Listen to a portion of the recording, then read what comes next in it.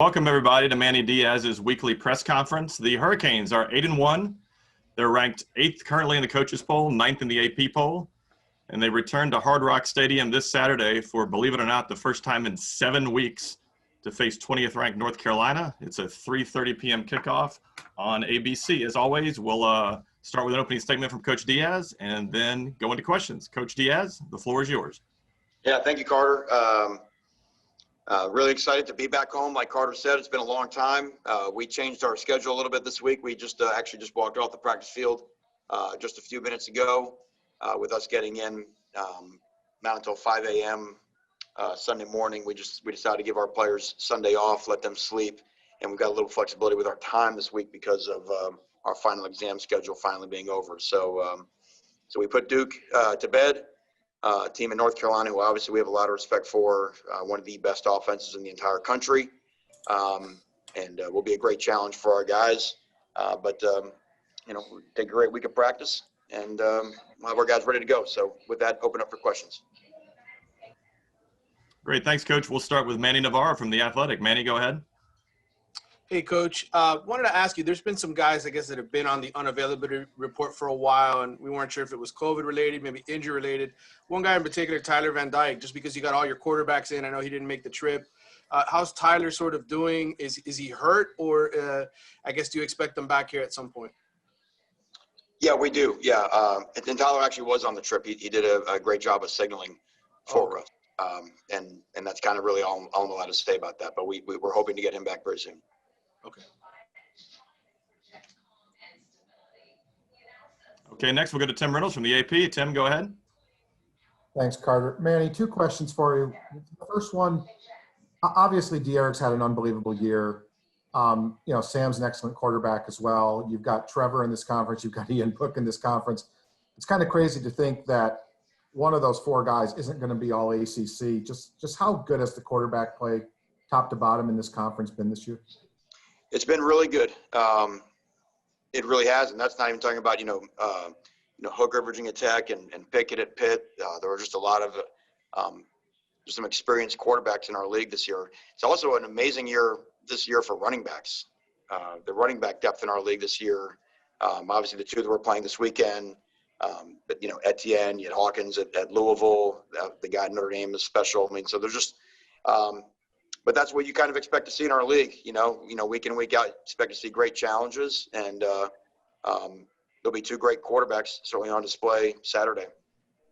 And the other question, Manny, Vinnie Scavo revealed some of what he's gone through in a Facebook post. And I know how much he means to Canes fans, and what he means to you, and what he means to all of us that know him. How you went through it as well, but just how scary was it when you see somebody like Vinny, who's just the rock, one of the rocks of this place and has been forever, when you see him not being able to do what he loves to do every day? Just how much more does that just talk about the severity of this thing, and how much does it hurt you knowing that he's going through something like that?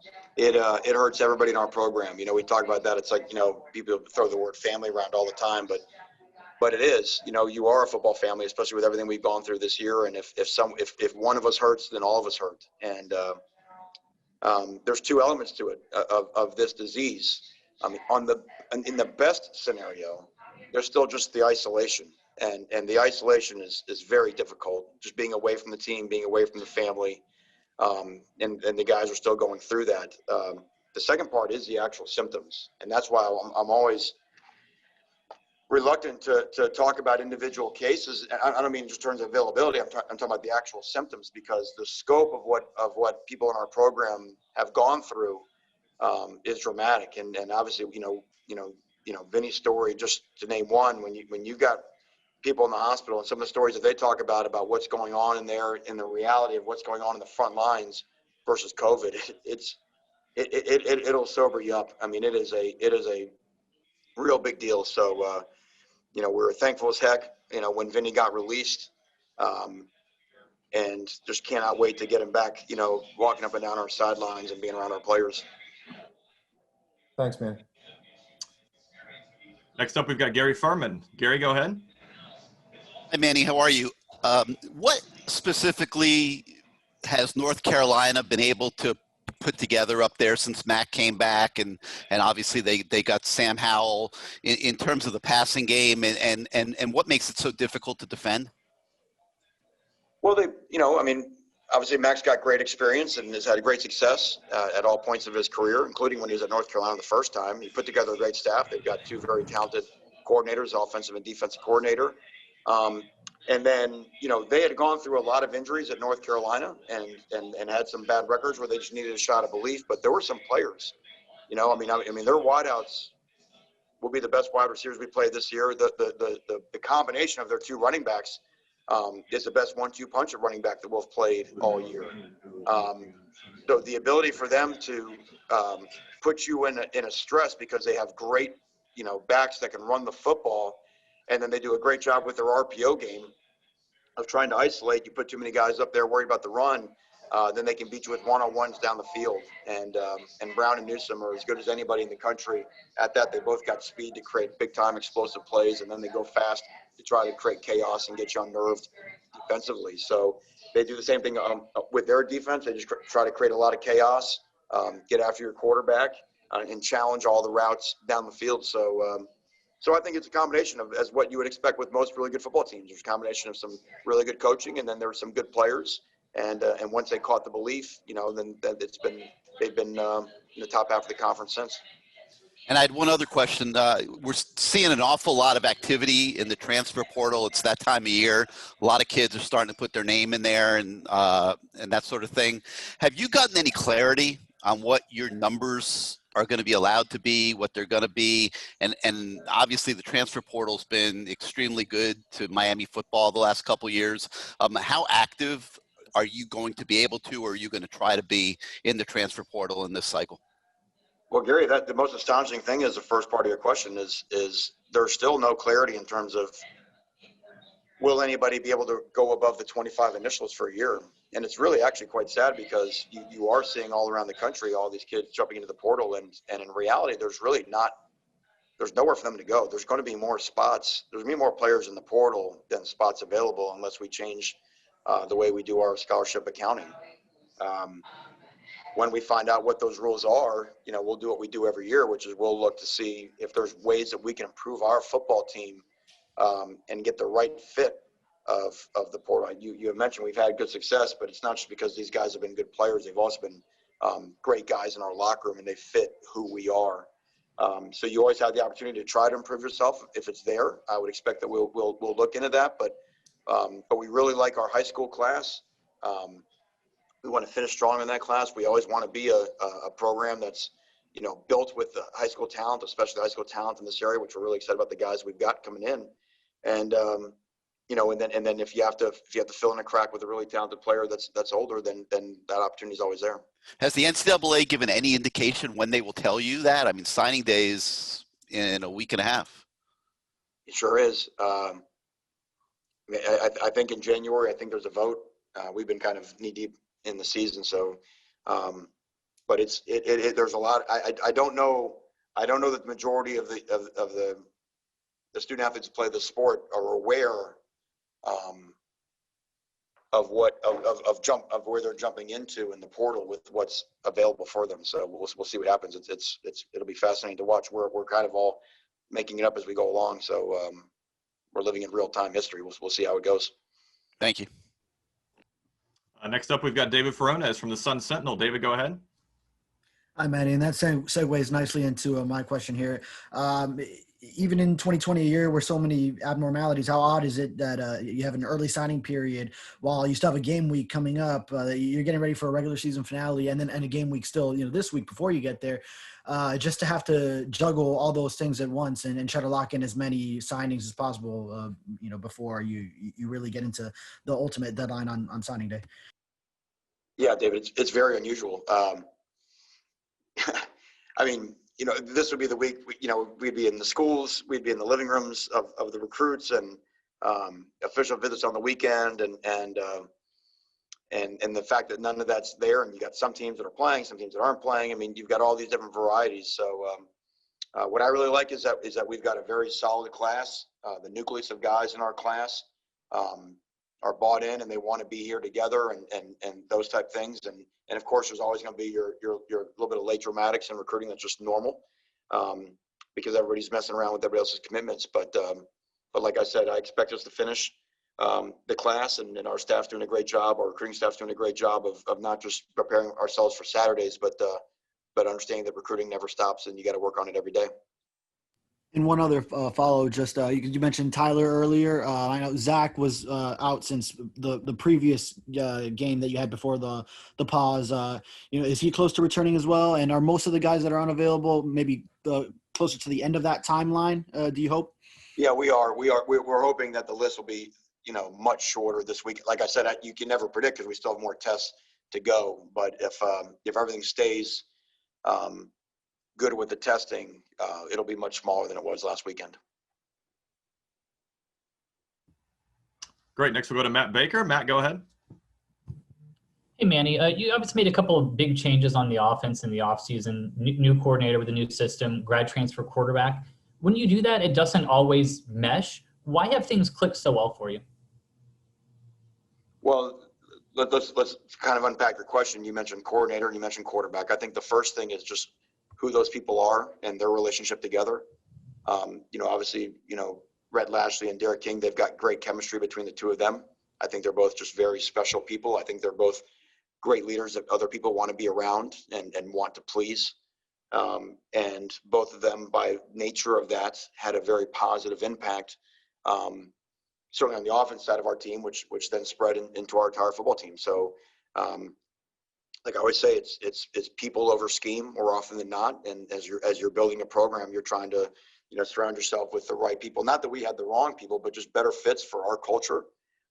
We had good people, but I just feel like we've got a better fit for what we have right now. And then the success has sort of taken off because of that. And then to follow up on what David was asking, with how weird this recruiting cycle has been, what are your long-term concerns with that? I mean, you're worried about more transfers down the line, guys not being the right fit because of the weird evaluation? It's fascinating. I mean, Matt, that's hard to say right now. The 21 class, this class that's about to sign, I feel like for the most part, a lot of the evaluation was done. Certainly you have some guys, you have some states didn't even play high school football this year. There are certainly going to be some guys that will, as always happens, that will bloom their senior year that might be missed because of not having coaches at their spring practice, not having going to camps in the summertime. Obviously everybody's film is available to watch right now, easier now than it ever has been before. I think the thing that'll be really volatile and really fascinating will be the 22 class. I think the ones that are juniors in high school right now, who, again, coaches were not at their spring ball ending at their 10th grade year. They weren't able to visit campuses and go to camps. Certainly you have some kids committed in that class. I think, I imagine, again, knock on wood, that we get a handle on coronavirus and things somewhat go back to normal late spring into the summer. I think that'll be the class to see great volatility. I think you'll see some players that were maybe rated highly that maybe aren't what everybody thought they were. Some players that weren't rated at all, that are really special guys. Because keep in mind, Matt, you got some, I've got a son in 11th grade. He played 4 high school football games this year.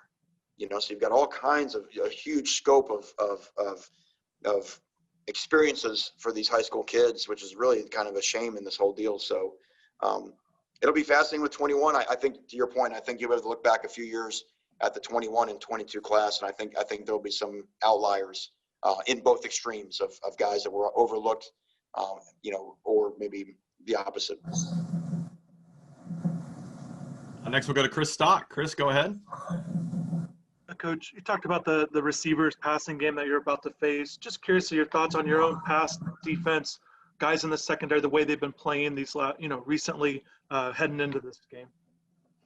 Well, we were really encouraged what we saw this past weekend. I thought Isaiah Dunson did a really nice job with the reps that he got in there, and then Marcus Clark.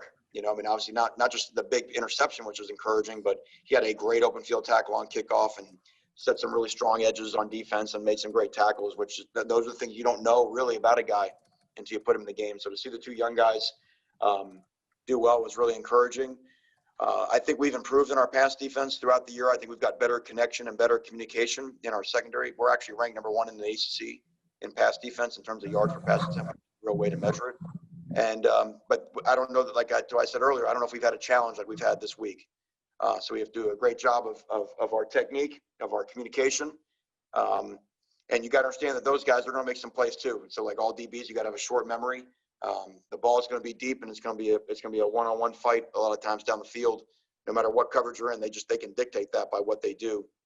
So so it's a great challenge. I think our guys are pretty excited to go up against them. Next, we'll go to Tom D'Angelo from the Palm Beach Post. Tom, go ahead. Hey, Manny, you talked this morning about this being a launching point this season, but the importance of finishing and kind of the way the season's broken up. We can look at these last 4 games as, the finishing portion of the season. You got off to a good start, but 2 of the last 3 years, how it's gone, the last 3 games. So how have you stressed, how much have you stressed to these guys, like, taking this kind of package of games and making sure it kind of catapults you into next year and continuing what you've done? It's a fascinating point, Tom. Obviously, we've done a lot of things that we haven't done the last couple of years. I think the biggest thing we would do to mess it up is to look at these as a package of games. We have had success this year, especially coming out of the Clemson loss, by really just focusing at the task at hand, and not getting. I think the point I was trying to make is that we don't want to just sit around and beat our chest. Because we had a great performance at Duke and we're ranked this and ranked that.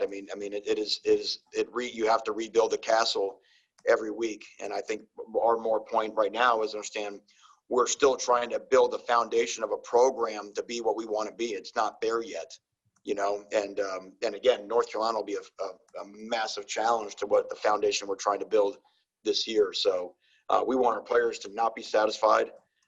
And the only way to do that is to focus entirely on the task at hand. If we just do that this week, and then we'll deal with next week, and wherever they invite us to a bowl, we'll do that afterwards. Yeah. Also, you talked about this earlier. This time of year, it's crazy. You're in the middle of December playing a very important regular season game, when every other year you'd be recruiting and your regular season would be over. Just talk about that, and that kind of like that whole body clock having to adjust to all this kind of crazy stuff. Yeah. It's certainly unusual. It's in some ways, of course, it's made up to be a very long year. Obviously, from a wear and tear standpoint, we were sort of on full stop for a couple of weeks. So, our guys obviously look fresh against Duke the other night. But it's a little deceiving. Thank God we live down here in Miami and we've got beautiful weather to practice in this week. It never feels like December in Miami anyway because of the weather. We kind of we don't get the cold and the leaves changing and that type of deal. So. It's 2020, whenever they tell us to play, somehow it's December 12th, December 19th, whatever it is. We're just happy as heck, Tom, to be back in our stadium. I think that's the craziest part. Can't ever remember a year going from mid-October to mid-December without playing a game at home, So we've been road vagabonds, and now we get to get back in front of our fans, and what a team that our fans have a chance to watch and cheer for and be on and impact the game. We need that. We need our fan base, however many they let in there, to impact the game and make North Carolina feel uncomfortable. Thank you. Next up, we'll go to Nicole Auerbach from The Athletic. Nicole, go ahead. Yeah, Manny, just sticking with the recruiting questions and signing day, I'm wondering, with all of these months of virtual recruiting, what it's actually been like. I mean, I'm sure there's pros about, not being on the road or stuck at an airport or whatever, ungodly hours, but also, not evaluating in person. Like, what are the pros and cons for you and your staff, just kind of now that there's been so many months of this process? That's a fascinating question. I mean, from our standpoint, the pros and cons. Well, you could argue one pro is, you really have to trust the film. You have to trust the football performance. Sometimes there are some other things that can sway your opinion one way or another. And I'm not saying that everybody is trusting the film, but you always want that to be the centerpiece of the evaluation process. I think one weird thing about this recruiting process is that you've had a chance to show consistency over time, which ultimately is what builds trust. Because there's less of the example to, hey, here's a big shiny, something to distract you with a weekend visit or whatever. It's more really who you are and how your relationship comes through over the phone or on a Zoom or on a FaceTime call. And again, that's where, I give the credit to our staff, our coaching staff, our recruiting staff. They just do a really good job of that because, again, you're not, facilities and stadiums and, official visit weekends. Those things are all extraordinarily important, but they're not more important than just, who you are as a person in the relationship. Maybe that's coming through more this year. That would be for somebody else to answer. But the downside, you miss being out there. You miss getting to talk to all the people. You miss being able to talk to all the people in the building, that may have different opinions and insight on the people that you're recruiting. You miss getting to watch a practice and seeing the things that you can't see on film. There's a lot of things you can't see even in a game when the camera shuts off between plays. Some body language, leadership type skills, all that type of stuff goes away. So there's going to be some give and take, and that's why I mentioned the question earlier. I think there'll be some volatility in this class when they get to college, but maybe maybe on the flip side, maybe people have made more decisions for the right reasons and not just something that looks good for a 48-hour weekend, but something that feels maybe more real than that. And who knows? Time will tell. And has it been strange for you and your assistants? I mean, it's got to be like the longest that an assistant football coach has ever not been on the road like that for recruiting. Is it strange that everyone's been around so much?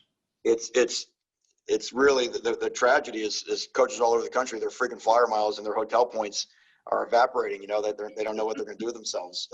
It's super strange. It's very strange. I mean, this is when we're, whether missing the May evaluation period or being able to go for the fall evaluation, or right now the contact period in December, getting out, the great relationships that our coaches have with the high school coaches, in this area and all around the country.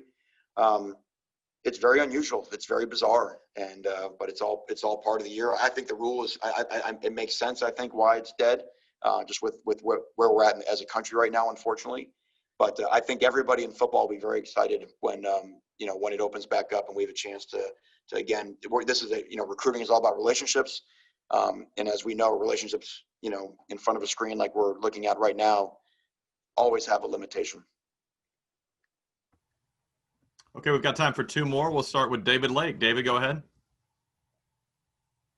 Yeah, Coach, I want to ask you about Wayman Steed. Just your assessment of how he played, and I guess did he make a case for maybe continuing in that starter role, or I guess playing more of a factor in the rotation? Yeah, I thought Wayman stepped up nicely without us having Zach or Sam, and Tyreek Austin Cave. I was very encouraged to see him get in there. And get his first real, solid time at will linebacker. I was more than anything, I was just so excited for Wayne, and really you can put Navon in the same category. Just two guys that have had to just work so hard to overcome very difficult injuries. And we're out there practicing a lot of times, and they're just in the weight room, separate from all their teammates, doing what their body functionally allows them to do. And it was kind of cool to see both guys. Wayman getting his first start, and then Navon playing his most significant time since he was hurt on that field, almost exactly a calendar year to the weekend. So I was really proud of both guys, and in the team, we actually kind of mentioned the team meeting today. You can see the reaction of the team for both guys because they respect the work that they've put in. As for his performance, I think like what we do every week, we have to see who's available for the game. And then kind of decide how the snaps go. But certainly Wayman, we've always thought he's been a very instinctual player. But like I said, he was a very serious injury that he had and is still coming back from. I would think Wayman would tell you himself that he's still not fully able to do all the things that he was able to do before. But he's getting better every day, and we're awfully proud of him. Great. And last we'll go to David Wilson from the Herald. David, go ahead. Hey, Manny. First, just wondering if you had any update on Rooster and Ja'Kai. I know they banged up a little bit Saturday. And then with Navon, obviously, went from like 0 to I don't know how many snaps he played, but obviously played a lot. Just wondering how you think he kind of held up as the game went on there. And he had the one standout play on Cam's touchdown, but just kind of looking back at the film, just curious what you thought of him. Yeah, Rooster and Ja'Kai. I think we're both still being evaluated this afternoon. It's weird. Today's a day we're normally off. So we hope to find out some more things about them, hopefully through this evening. As far as Navon, Yeah. So when Ja'Kai got dinged, Navon went in there, and and obviously that block, it's hard to miss, right? I mean, there was a whole, you could, between Durham and Chapel Hill, that Cam could run through on that play, and he did a really nice job. He provided, the ability to move people off the line of scrimmage, which was encouraging. I think he played until about midway through the third, and then Usman Traore played left guard from there. Because again, I just think not wanting to push Navon and him getting back to being 100%. But like I said, just a courageous effort to get in there. It's not. I mean, you talk about no training camp, no practices, September, October. No, I'm talking about practice. Pads on, ball, full speed reps, and he's probably had more. He's probably had, this is actually a true statement, which is very unusual. He's probably actually had more full speed reps in a game than he's had in practice. Just by the nature of when he came back, and then even when he's starting to get healthy, then of course we went away for a couple of weeks. So not easy to do, but because he's been in games before and has some experience, he was certainly able to help us out.